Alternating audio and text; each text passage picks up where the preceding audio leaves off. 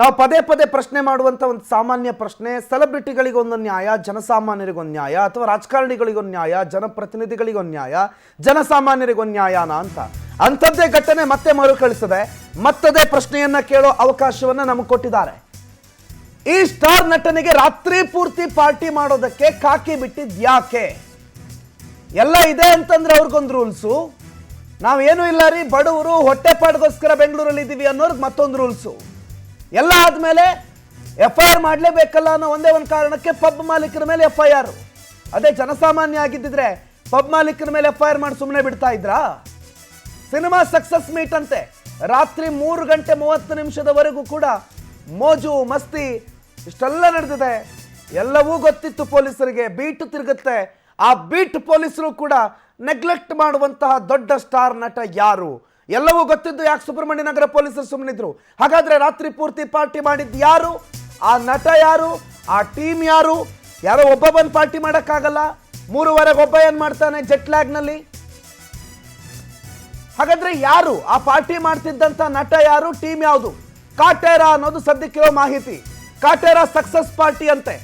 ನಟ, ನಿರ್ದೇಶಕ, ನಿರ್ಮಾಪಕರು ಸೇರಿ ಹಲವು ಸ್ಟಾರ್ಗಳು ಇವತ್ತು ಭಾಗಿಯಾಗಿದ್ರು.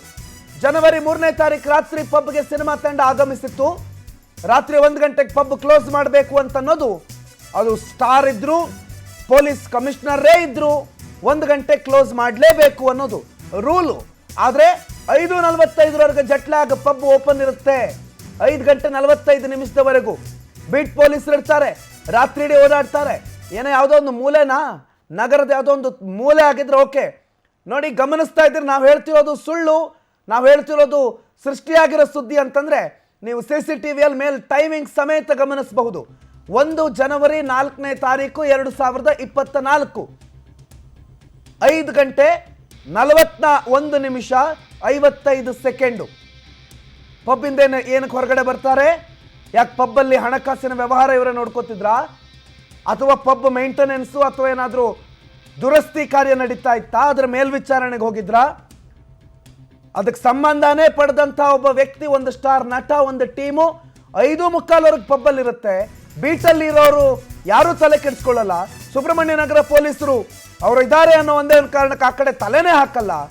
ಅದಲ್ಲದೆ ಆ ಸ್ಟಾರ್ ನಟನನ್ನು ನೋಡೋದಕ್ಕೆ ಮುಂಜಾನೆಯೂ ಕೂಡ ರಸ್ತೆಯುದ್ದಕ್ಕೂ ಜನ ಅವ್ರು ಬರ್ತಿದ್ದಂಗೆ ಅಲ್ಲಿರುವಂಥ ಎಲ್ಲ ಟ್ರಾಫಿಕ್ಕು ಬ್ಲಾಕ್ ಆಗುತ್ತೆ. ಇವೆಲ್ಲವೂ CCTVಯಲ್ಲಿದೆ. ಇಷ್ಟೆಲ್ಲ ಆದರೂ ಸುಬ್ರಹ್ಮಣ್ಯ ನಗರ ಪೊಲೀಸರು ಸುಮ್ಮನಿರ್ತಾರೆ ಅಂತಂದ್ರೆ, ಇನ್ನೊಂದು ಕಡೆ ಪೊಲೀಸ್ ಆಯುಕ್ತರಿಗೆ ವಿಚಾರ ಗೊತ್ತಾಗುತ್ತೆ, ಫುಲ್ ಕ್ಲಾಸ್ ತಗೋತಾರೆ. ಅದಕ್ಕೆ FIR ಮಾಡಬೇಕಲ್ಲ ಅನ್ನೋ ಒಂದೇ ಒಂದು ಕಾರಣಕ್ಕೆ ಪಬ್ ಮಾಲೀಕರ ಮೇಲೆ FIR. Jet Lag manager Prashant ಮತ್ತು ಮಾಲೀಕನ ವಿರುದ್ಧ FIR ದಾಖಲಾಗುತ್ತೆ. ಅಬಕಾರಿ ಮತ್ತು ಪೊಲೀಸ್ ಕಾಯ್ದೆ ಉಲ್ಲಂಘನೆಯ ಆರೋಪದ ಅಡಿಯಲ್ಲಿ ಕೇಸ್ ಮಾಡಲಾಗುತ್ತೆ. ಪಬ್ ಮಾಲೀಕರಾಗಿರುವಂತಹ ಶಶಿರೇಖಾ ಜಗದೀಶ್. ಆ ಪಬ್ ಯಾರ್ದು ಗೊತ್ತಾ? ನಿಮಗೆ ನೆನಪಿದ್ರೆ ಅಪ್ಪು ಪಪ್ಪು ಅಂತ ಒಂದು ಸಣ್ಣ ಸಿನಿಮಾ ಬಂದಿತ್ತು. ಒಂದು ಗೊರಿಲ್ಲಾ, ಒಂದು ಸಣ್ಣ ಹುಡುಗನ ಸುತ್ತ ತಿರುಗುವಂಥ ಒಂದು ಹಾಸ್ಯಾಧಾರಿತ ಚಿತ್ರ. ಆ ಚಿತ್ರದ ನಿರ್ಮಾಪಕರ ಸ್ವಂತದ ಪಬ್ ಅದು. ಶಶಿರೇಖಾ ಜಗದೀಶ್ ಮತ್ತು ಜಗದೀಶ್ ಹಾಗೂ ಅವರ ಪುತ್ರ ಮತ್ತು ಪುತ್ರಿಯರು 4 ಜನ. ಇವರು ಸುದ್ದಿಯಲ್ಲಿರೋದು ಕೇವಲ ಇದೊಂದು ವಿಚಾರಕ್ಕೆ ಮಾತ್ರ ಅಲ್ಲ. ನೆನಪಿದೆಯಾ? ದಸರಾ ಸಂದರ್ಭದಲ್ಲಿ ರಸ್ತೆ ಮೇಲೆ ಗಾಡಿ ನಿಲ್ಲಿಸ್ಕೊಂಡು ಪೂಜೆ ಮಾಡೋದಕ್ಕಂತಲೇ ಒಂದು ಇಡೀ ರಸ್ತೆ ಬ್ಲಾಕ್ ಮಾಡಿಸ್ಕೊಂಡಿದ್ರು. ನೆನಪಿದೆಯಾ? ಐಷಾರಾಮಿ ಕಾರುಗಳನ್ನ ಗಂಟೆಗಟ್ಟಲೆ ರಸ್ತೆ ಮೇಲೆ ಇಟ್ಟು ಪೂಜೆ ಮಾಡಿಸಿದ್ರು. ನೆನಪಿದೆಯಾ? ಅದೇ ಕುಟುಂಬದ ಒಡೆತನದ ಪಬ್ ಇದು. ಜೆಟ್ ಲ್ಯಾಗ್ ಅಂತ ಹೆಸರು. ಎಲ್ಲಿದೆ ಗೊತ್ತಾ? ಒರಾಯನ್ ಮಾಲ್ನ ಎದುರುಗಡೆ ಒಂದು ಸರ್ಕಲ್ ಇದೆ, ಅಲ್ಲೊಂದು ದೊಡ್ಡ ಸ್ಟ್ಯಾಚ್ಯೂ ಇದೆ. ಆ ಸ್ಟ್ಯಾಚ್ಯೂವ ಒಂದು ಭಾಗ ಹೊಂಬಾಳೆ ಫಿಲ್ಮ್ಸ್ ಇದೆಯಲ್ಲ, ಅದರ ಪಕ್ಕದಲ್ಲೇ ಇರೋದು ಜೆಟ್ ಲ್ಯಾಗು. ಒರಾಯನ್ ಮಾಲ್ನ ಅಪೋಸಿಟ್ ಇರುವಂಥ ಜೆಟ್ ಲ್ಯಾಗು. ಇದಕ್ಕೆ ದೊಡ್ಡ ದೊಡ್ಡ ಸ್ಟಾರ್ ನಟರು ಬರ್ತಾರೆ. ಹೆಚ್ಚಾಕೆ ಕಾಟೇರ ಟೀಮು, ಇಡೀ ದರ್ಶನ್ ಅವರ ಇಡೀ ತಂಡ ಇದರ ಮಾಲೀಕರಿಗೆ ಬಹಳ ಬಹಳ ಕ್ಲೋಸ್ ಇರೋದು. ಇದರ ಮಾಲೀಕರು ಮತ್ತು ದರ್ಶನ್ ಅವರಿಗೆ ಕುಟುಂಬದ ಸಂಬಂಧ ಇದೆ. ಅದೇ ಕಾರಣಕ್ಕೆ ಇವರು 5:45 ಪಾರ್ಟಿ ಮಾಡ್ಕೋಬಹುದು ಅಂತಂದ್ರೆ ಫೈನ್. ನಾಳೆ ನಾನು ಹೋಗಿ ಪಾರ್ಟಿ ಮಾಡಿದೆ 5:45 ಅನ್ನೋ ಕಾರಣಕ್ಕೆ ಪೊಲೀಸರು ನನ್ನ ಮೇಲೆ ಕೇಸ್ ಮಾಡ್ತಾರಾ? ಪಬ್ ಮೇಲೆ ಕೇಸ್ ಮಾಡ್ತಾರಾ? ಅಥವಾ ಪಬ್ ಮೇಲೆ ಕೇಸ್ ಮಾಡಿದ್ರು ಪಬ್ನವ್ರು ಸುಮ್ಮನಿದ್ದು ಬಿಡ್ತಾರಾ? ಮಾಹಿತಿ ಕೊಡ್ತಾರೆ ನಮ್ಮ ಪ್ರತಿನಿಧಿ ಪುಟ್ಟರಾಜು, ಫೋನ್ ಸಂಪರ್ಕದಲ್ಲಿದ್ದಾರೆ. ಪುಟ್ಟರಾಜು, ಮತ್ತೆ ನಾವು ಕೇಳೋದಿದೆ, ನಮಗೊಂದು ನ್ಯಾಯ ಅವ್ರಿಗೊಂದು ನ್ಯಾಯ ಯಾಕೆ? ಓಕೆ, ಬಿಟ್ಬಿಡಿ, ಎಲ್ಲರೂ 5:45 ಪಾರ್ಟಿ ಮಾಡೋಣ, ಟೈಮ್ ಸೆನ್ಸೇ ಬೇಡ. ಬೆಳಿಗ್ಗೆವರೆಗೂ ಪಾರ್ಟಿ ಮಾಡಿ ಬೆಳಿಗ್ಗೆ ಆಫೀಸ್ಗೆ ಹೋಗ್ಲಿ, ಯಾಕೆ ರೂಲ್ಸು ಅವ್ರಿಗೊಂದು ನಮಗೊಂದು ಅಂತಿದ್ರೆ? ಪುಟ್ಟರಾಜು. ಎಸ್ ಡೆಫಿನೆಟ್ಲಿ ಪ್ರಣೋತ್, ಏನಂದ್ರೆ ಜನವರಿ 1 ಅಂದ್ರೆ ಡಿಸೆಂಬರ್ 31 ರಾತ್ರಿಯೂ ಸಹ ಬೆಳಗಿನ ಜಾವ 5:45ವರೆಗೂ ಪಾರ್ಟಿಯನ್ನ ಮಾಡೋದಕ್ಕೆ ಅವಕಾಶ ಇರಲಿಲ್ಲ. ಅಂತದ್ರಲ್ಲಿ ಸಾಮಾನ್ಯ ದಿನಗಳಲ್ಲಿ 5:45ವರೆಗೂ ಪಾರ್ಟಿಯನ್ನ ಮಾಡೋದಕ್ಕೆ ಅವಕಾಶವನ್ನ ಕೊಡ್ತಾರ? ಖಂಡಿತ ಇಲ್ಲ. ಆದ್ರೆ ಪೊಲೀಸರು ಕಣ್ಮುಚ್ಚಿ ಕುಳಿತಿರುವಂತದ್ದು ಇಲ್ಲಿ ನೇರವಾಗಿ ಗೊತ್ತಾಗತ್ತೆ. ಜೆಟ್ಲಾಗ್ ಅನ್ನುವಂತಹ ಪಬ್ ನಲ್ಲಿ ಈ ರೀತಿಯಾದಂತಹ ಒಂದು ಪಾರ್ಟಿಯನ್ನು ನಡೆದಿರುವಂತದ್ದು. ಕಾಟೇರ ಸಿನಿಮಾದ ನಿರ್ದೇಶಕರು, ನಿರ್ಮಾಪಕರು ಮತ್ತು ಸ್ಟಾರ್ ನಟ ಎಲ್ಲರೂ ಸಹ ಈ ಪಾರ್ಟಿಯಲ್ಲಿ ಭಾಗವಹಿಸಿರ್ತಾರೆ. ಈ ಪಾರ್ಟಿಯಲ್ಲಿ ಭಾಗವಹಿಸಿ ಇಡೀ ರಾತ್ರಿ ಪಾರ್ಟಿಯನ್ನ ಮಾಡಿರ್ತಾರೆ. ಪಾರ್ಟಿಯನ್ನ ಮಾಡಿದ ನಂತರ 5:45 ಸರಿ ಸುಮಾರಿಗೆ ಅವರೆಲ್ಲರೂ ಹೊರಬರುವಂತಹ CCTVಯಲ್ಲಿ ಸಹ ರೆಕಾರ್ಡ್ ಆಗಿರುವಂತದ್ದು. ಇದೆಲ್ಲ ಆದ ಮೇಲೆ ಇದಕ್ಕೆ ಸಂಬಂಧಪಟ್ಟ ಹಾಗೆ ಖಾಕಿ ಪಡೆ ಕಣ್ಮುಚ್ಚಿ ಕೊಳ್ತಿರುತ್ತೆ. ಜೊತೆಗೆ ನಗರ ಪೊಲೀಸ್ ಆಯುಕ್ತರಾದಂತಹ ಕಮಿಷನರ್ ದಯಾನಂದ್ ಅವರಿಗೆ ಈ ವಿಚಾರ ತಿಳಿಯುತ್ತೆ. ಆಗ ಸರಿಯಾದಂತಹ ಕ್ಲಾಸ್ ಅನ್ನ ಸುಬ್ರಹ್ಮಣ್ಯ ನಗರ ಪೊಲೀಸರಿಗೆ ತೆಗೆದುಕೊಳ್ತಾರೆ. ಜೊತೆಗೆ ಆ ವಿಭಾಗದ DCP, ACP ಅವ್ರಿಗೂ ಸಹ ಕ್ಲಾಸ್ ಅನ್ನ ತೆಗೆದುಕೊಂಡ ನಂತರದಲ್ಲಿ ಕಾಟಾಚಾರಕ್ಕೆ ಅನ್ನುವಂತೆ ಪಬ್ನ ಮಾಲೀಕರ ಮೇಲೆ ಒಂದು FIR ಅನ್ನ ಸಹ ದಾಖಲನ್ನ ಮಾಡಿರುವಂತದ್ದು. ಅಂದ್ರೆ ಇಲ್ಲಿ ಅಷ್ಟೊತ್ತರೆಗೂ ಒಂದು ಕುಡಿಯೋದಕ್ಕೆ ಬಿಟ್ಟಿದ್ದು ಮತ್ತು ಎಂಜಾಯ್ ಮಾಡೋದಕ್ಕೆ ಬಿಟ್ಟಿದ್ದು ಒಂದು ಕಡೆಯಲ್ಲಿ ತಪ್ಪಾಯ್ತು ಅಂತ ಹೇಳಿದ್ರೆ ಅದನ್ನ ಎಲ್ಲ ಒಂದು ರೀತಿಯಲ್ಲಿ ಪಬ್ನ ಮಾಲೀಕರ ವಿರುದ್ಧವಾಗಿ ಒಂದು FIR ಅನ್ನ ದಾಖಲಿಸಿಕೊಂಡಿರುವಂತದ್ದು ಸಹಜ. ಅದೇ ರೀತಿಯಲ್ಲಿ ಆ ಪಬ್ನಲ್ಲಿ ಇದ್ದಂತವರ ವಿರುದ್ಧ ಯಾಕೆ ಕ್ರಮವನ್ನ ಕೈಗೊಂಡಿಲ್ಲ? ಜನಸಾಮಾನ್ಯರು ಈ ರೀತಿಯಾಗಿ ಏನಾದ್ರೂ ಪಾರ್ಟಿಯನ್ನ ಮಾಡಿದ್ರೆ ಸುಮ್ನೆ ಬಿಡ್ತಿದ್ರ? ಜನಸಾಮಾನ್ಯರ ಮೇಲೂ ಸಹ ಕೇಸನ್ನ ಹಾಕ್ತಿದ್ರು. ಈ ವಿಚಾರದಲ್ಲಿ ನಿರ್ಮಾಪಕ, ನಿರ್ದೇಶಕ, ಸ್ಟಾರ್ ನಟರ ಈ ಎಲ್ಲರ ಮೇಲೆ ಯಾಕೆ ಕ್ರಮವನ್ನ ಕೈಗೊಳ್ಳಿಲ್ವಾ ಅನ್ನುವಂಥದ್ದು ಸಾರ್ವಜನಿಕವಾಗಿ ಎದ್ದಿರುವಂತಹ ಪ್ರಶ್ನೆ. ನಮಗೂ ನಿಮ್ಗೂ ಸಹಜವಾಗಿ ಇರ್ತದೆ. ನಾವು ಇಷ್ಟೊತ್ತಲ್ಲಿ ಅಂದ್ರೆ ಇಡೀ ರಾತ್ರಿ ಈ ರೀತಿಯಾಗಿ ಯಾವ್ದಾದ್ರು ಪಬ್ಬಲ್ಲೋ ಅಥವಾ ಬಾರ್ ಅಥವಾ ರೆಸ್ಟೋರೆಂಟ್ ಗಳಲ್ಲಿ ಈ ರೀತಿಯಾಗಿ ಪಾರ್ಟಿಯನ್ನ ಮಾಡ್ಕೋಬಹುದಾ? ಖಂಡಿತ ಇದಕ್ಕೆ ಅವಕಾಶವನ್ನ ಕೊಡೋದಿಲ್ಲ. ತಕ್ಷಣಕ್ಕೆ ಪೊಲೀಸರು ಬರ್ತಾರೆ, ಅದನ್ನ ಮುಚ್ಚಿಸ್ತಾರೆ, ನಮ್ಮ ವಿರುದ್ಧ ಒಂದು ಕ್ರಮವನ್ನ ಕೈಗೊಳ್ತಾರೆ. ಈ ವಿಚಾರದಲ್ಲಿ ಯಾಕೆ ಸುಮ್ಮನಿದ್ರು? ಏನಾದ್ರೂ ಹಣಕಾಸಿನ ವ್ಯವಹಾರ ಇದರಲ್ಲಿ ನಡೆದಿದ್ಯಾ ಅನ್ನುವಂತ ಅನುಮಾನಗಳು ಸಹ ಹುಟ್ಟುಹಾಕಿರುವಂತದ್ದು. ಈ ವಿಚಾರವಾಗಿ ಈಗಾಗಲೇ ನಗರ ಪೊಲೀಸ್ ಆಯುಕ್ತರ ಗಮನಕ್ಕೂ ಸಹ ಬಂದಿರುವಂತಹ ಹಿನ್ನೆಲೆಯಲ್ಲಿ ನಗರ ಪೊಲೀಸ್ ಆಯುಕ್ತರು ನೇರವಾಗಿ ಏನಾದ್ರು ಕ್ರಮವನ್ನ ಕೈಗೊಳ್ತಾರಾ ಇಲ್ವಾ ಅನ್ನೋಂಥದ್ದನ್ನ ಕಾದ್ ನೋಡ್ಬೇಕಾಗತ್ತೆ. ಪ್ರಣೋತ್. ಪುಟ್ಟರಾಜು, ಇನ್ನೊಂದು ಪ್ರಶ್ನೆ. ಈ ಕುಟುಂಬ ಜೆಟ್ಲಾಗ್ ಮಾಲೀಕರ ಕುಟುಂಬದ ಹಳೆ ಕೇಸ್ಗಳನ್ನು ನಾನು ನಿಮ್ಗೆ ನೆನಪು ಮಾಡ್ತೀನಿ. ದಸರಾ ಸಂದರ್ಭದಲ್ಲಿ ಐಷಾರಾಮಿ ಕಾರ್ಗಳಿಗೆ ಗಂಟೆಗಟ್ಟಲೆ ಪೂಜೆ, ರಸ್ತೆ ಬ್ಲಾಕ್ ಮಾಡ್ಕೊಂಡು ಪೂಜೆ ಮಾಡ್ತಿದ್ರು ಅನ್ನೋ ಆರೋಪ, ಪಕ್ಕದ ಮನೆಯವರಿಗೆ ಬೇರೆನೋ ತೊಂದರೆ ಕೊಟ್ಟರು ಅನ್ನುವಂಥ ಆರೋಪ, ಹಲವು ಕೇಸ್ಗಳಲ್ಲಿ ಈ ಕುಟುಂಬ ಜೈಲಿಗೆ ಕೂಡ ಹೋಗಿದೆಯಲ್ವಾ? ಇನ್ನೆಷ್ಟು ಬೇಕು ಇವ್ರಿಗೆ? ಅಥವಾ ಏನು ಇವ್ರ ಕಾನೂನಿಂದ ಯಾಕಷ್ಟು ಅತೀತರು ನಾವು ಅನ್ನೋ ಲೆಕ್ಕದಲ್ಲಿ ದುಡ್ಡೇ ಎಲ್ಲನಾ ಪುಟ್ಟರಾಜು? ಎಸ್ ಡೆಫಿನೆಟ್ಲಿ ಪ್ರಣೋತ್, ಸೂಕ್ತ ಸಮಯದಲ್ಲಿ ಆ ವಿಚಾರಗಳನ್ನ ನೆನಪನ್ನ ಮಾಡ್ತಿದ್ದೀರಾ. ಯಾಕೆ ಅಂತ ಹೇಳಿದ್ರೆ ಆ ಮಹಾಲಕ್ಷ್ಮಿ ಲೇಔಟ್ ನಲ್ಲಿ ಅವರ ಮನೆ ವ್ಯಾಪ್ತಿಯಲ್ಲಿ ಅವರ ಮನೆ ಬರುವಂತದ್ದು. ಮಹಾಲಕ್ಷ್ಮಿ ಲೇಔಟ್ ವ್ಯಾಪ್ತಿಯಲ್ಲಿ ಬರುವಂತಹ ಮನೆಯಲ್ಲಿ ಅವರ ಅಕ್ಕಪಕ್ಕದ ಮನೆಯವರ ಜೊತೆಯಲ್ಲೇ ಸಾಕಷ್ಟು ಒಂದು ಕಿರಿಕನ್ನ ಮಾಡ್ಕೊಂಡಿದ್ರು. ಇಷ್ಟೇ ಅಲ್ಲ, ಸಿನಿಮಾ ವಿಚಾರದಲ್ಲೂ ಸಹ ಸಾಕಷ್ಟು ಒಂದು ಕಿರಿಕನ್ನ ಈ ಏನು ಪಬ್ನ ಮಾಲೀಕರ ಕುಟುಂಬ ಮಾಡ್ಕೊಂಡಿರುವಂತದ್ದು. ಆ ಗೊರಿಲ್ಲಾ ಮಾದರಿಯ ಒಂದು ಸಿನಿಮಾವನ್ನ ಅವರ ಮಗನನ್ನೇ ಹೀರೋವನ್ನಾಗಿ ಮಾಡ್ಕೊಂಡು ಒಂದು ಸಿನಿಮಾವನ್ನ ಸಹ ತೆಗೆದಿದ್ರು. ಇಡೀ ಆ ಕುಟುಂಬ ಏನಿದೆ ಅವರ ಒಡೆತನದ ಕುಟುಂಬವೇ ಈ ಜೆಟ್ಲಾಗ್ನ ಒಂದು ಪಬ್ನ ಮಾಲೀಕರು ಅಂತ ಹೇಳ್ಬೋದು. ಇವ್ರಿಗೂ ಮತ್ತು ಈ ಕಾಟೇರ ಸಿನಿಮಾದ ನಿರ್ಮಾಪಕರು, ನಿರ್ದೇಶಕರು ಮತ್ತು ದರ್ಶನ್ ರವರಿಗೂ ಒಳ್ಳೆಯ ಬಾಂಧವ್ಯ ಇರುವಂತಹ ಹಿನ್ನೆಲೆಯಲ್ಲಿ ಇಲ್ಲಿ ಪಾರ್ಟಿಯನ್ನ ಮಾಡಿದ್ದೇ ಆಯ್ತು ಅಂತ ಹೇಳಿದ್ರೆ ನಮ್ಮನ್ನ ಹೇಳೋರು ಕೇಳೋರು ಯಾರು ಇರಲ್ಲ ಅನ್ನುವಂತಹ ನಿಟ್ಟಿನಲ್ಲೂ ಏನೋ ಒಟ್ಟಾರೆಯಾಗಿ ಇಡೀ ಸಂಬಂಧ ಅಂದ್ರೆ ಆ ಕುಟುಂಬದ ಸಂಬಂಧ ಮತ್ತು ಸಿನಿಮಾದ ಸಂಬಂಧದ ಅನುಗುಣವಾಗಿ ಇವರಿಬ್ರು ಎಲ್ಲರೂ ಪಾರ್ಟಿಯನ್ನ ಮಾಡಿರುವಂತದ್ದು, ಅದಕ್ಕೆ ಅವಕಾಶವನ್ನ ಮಾಡಿಕೊಟ್ಟಿರುವಂತದ್ದು. ಇದೆಲ್ಲವನ್ನ ತಡೆಗಟ್ಟಬೇಕಾಗಿರೋದಂತೂ ಪೊಲೀಸ್ ಇಲಾಖೆ. ಈ ಪೊಲೀಸ್ ಇಲಾಖೆ ಕಣ್ಮುಚ್ಚಿ ಕುಳಿತಿರುವಂತದ್ದು ನಿಜಕ್ಕೂ ದುರಂತ ಅಂತ ಹೇಳ್ಬೇಕಾಗತ್ತೆ. ಜೊತೆಗೆ ನಗರ ಪೊಲೀಸ್ ಆಯುಕ್ತರೇ ಇದಕ್ಕೆ ಸಂಬಂಧಪಟ್ಟಾಗಿ ಸೂಕ್ತ ಕ್ರಮವನ್ನ ಕೈಗೊಳ್ಬೇಕಾಗತ್ತೆ. ಪ್ರಣೋತ್, ಮತ್ತೊಂದು ಪ್ರಶ್ನೆ ಪುಟ್ಟರಾಜು. ಬೆಂಗಳೂರಿನ ಪ್ರಮುಖ ಅಂದ್ರೆ ಎಂಟ್ರಿ ಅಥವಾ ಬಹಳ ಪೊಲೀಸರು ಓಡಾಡುವಂಥ ಜಾಗ ಯಾವುದಿದೆ ಕೇಳಿದ್ರೆ ರಾಜಾಜಿನಗರ ಅಥವಾ ಸಿಟಿ ಸೆಂಟರ್, ಹೃದಯ ಭಾಗಗಳು ಅಂತ ಹೇಳ್ಬೋದು. ಅಂಥ ಸಿಟಿ ಸೆಂಟರಲ್ಲೇ ಬೀಟ್ ಪೊಲೀಸ್ ಇರ್ಲಿಲ್ವಾ?